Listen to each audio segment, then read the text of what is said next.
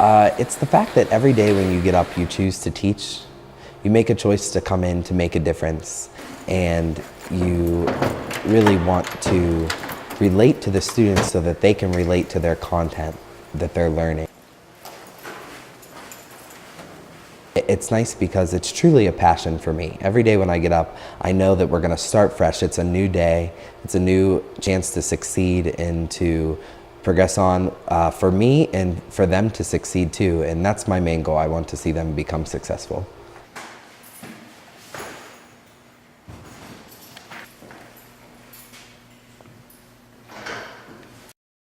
Technology kind of started out natural, you know. I had a computer in the house, and in school we were using it in a computer lab, but then I noticed that, you know, as I got older, technology in society was growing and becoming more diverse, and it was becoming more of a fad or a thing to use, really. And it just kind of slowly became a part of my life and something now I use every day.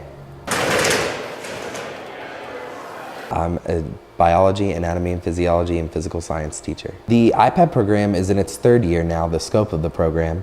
And when we first started, it started as just a couple of classes in the school had iPads. Not the whole school did not have iPads.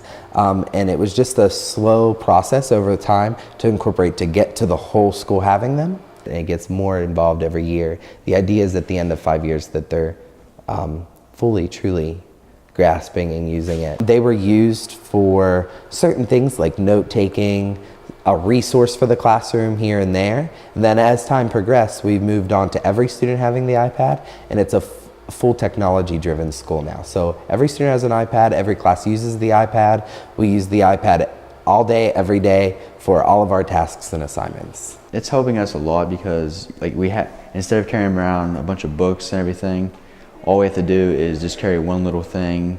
We have all of our information right there when we need it, and it helps so much. We have an app called Notability, and you can, for a special class, and whenever someone gives you notes, you can either write them down like with a pencil attachment on there, or you can just use your finger and type it. Able to take notes a lot quicker.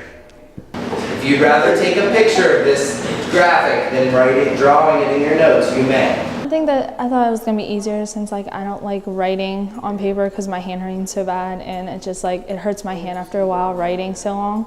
So it's easier for me on an iPad because I'm mostly on my phone and I'm always typing, so it's really fast and I get it done easier.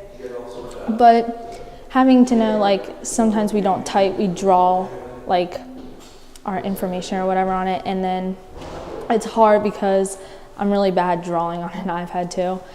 And it was it took me some time to be able to do that. So I'm getting used to it, and it's much more easier for me. And you don't have to carry around books because they're all on your iPad. It's much more easier for me. Open Organic Molecular Structure and Compounds 1, the PDF I gave you. You just have to follow along today. Their textbooks are on the iPad. All their calculators on the iPad. They take all their notes on the iPad. Quizzes and any assessment is given on the iPad, whether it be formal or informal.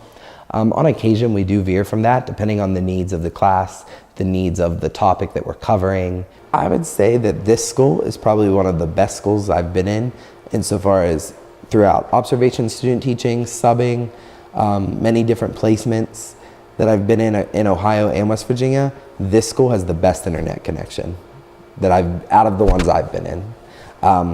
I would say that probably though, everybody could probably use a catch-up, and school-wide internet could always go faster. It would always be a huge benefit.